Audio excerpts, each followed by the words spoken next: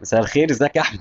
يا ايه مساء الفل. إيه الاخبار؟ مية مية. شايف ماتش الاهلي والوداد ازاي في النهايه يا معلم؟ طبعا كنت بتمنى ان هو يكون مع سان داونز. اه. انت فاهم ليه؟ ليه؟ قول لي. عشان الخمسة. طيب انت عارف ان من بعد ماتش الخمسه الاهلي لعب 11 ماتش، المهم كسبنا 10 وتعادلنا في واحد بس، ومن بعد الماتش الخمسه اللي خدناهم دول الاهلي ما دخلش فيه غير جون واحد. ما هو كان هيعوض بقى في ماتش سان داونز. كان هيعوض ويديهم هم مش خمسه. مشكلة مش مشكلة مش مشكلة. خلينا بقى بنتكلم على الماتش الحقيقي بقى اللي هو النهائي. انت النهائي. بقى رأيك ايه؟ انا كاهلاوي طبعا مم. هقول لك ان الاهلي هيكسب.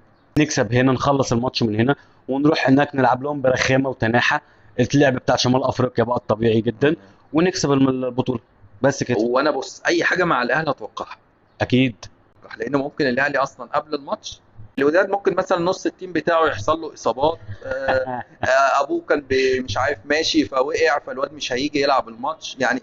ده الاهلي طبعا وحظوظه. امنيتي ان ها؟ الاهلي يخسر الماتشين. توقعي ان الاهلي هيكسب هنا وهيتعادل هناك. يعني كده الاهلي ياخد البطوله احتمال. بنسبه كام في الميه؟ انا بقول لك هي 50 50 بس 50 انا بقول 50. لك الاهلي هيكسب البطوله دي بس مش بالكوره. طب انا اقول لك على حاجه. بالحظ. في مقوله بتقول ان السنه اللي مدريد بياخد فيها الشامبيون ليج الاهلي ما بياخدش افريقيا. انت مالك بريال مدريد؟ يا جدع، في فرقه كنت لسه بلعبها من مالك شهرين. بريال مدريد اصلا؟ عادي. انت فادي قدهم. مدريد، فادي مدريد ما ماشي خدتش الشامبيون. ماشي. لو الاهلي خد افريقيا السنه دي تبقى المقوله دي مقوله مؤكده. بس عموما هو الاهلي بصراحه رقم واحد في العالم في الحظ. شكرا، ربنا يخليك، دي شهاده انا اعتز بيها منك مية جدا مية. جدا جدا.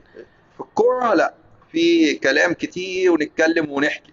طبعا لكن الحظ نفرد لا، انا لها. ادي للاهلي رقم واحد واثنين وثلاثه وخمسمائة. واتمنى ان شاء ايوه. الله الهزيمه باذن الله للنادي الاهلي باذن الله. الله يخليك يا حبيبي، وان شاء الله اقابلك في افريقيا السنه الجايه ان شاء الله. واخدك على وشك زي ما بعمل الطبيعي بتاعنا يعني.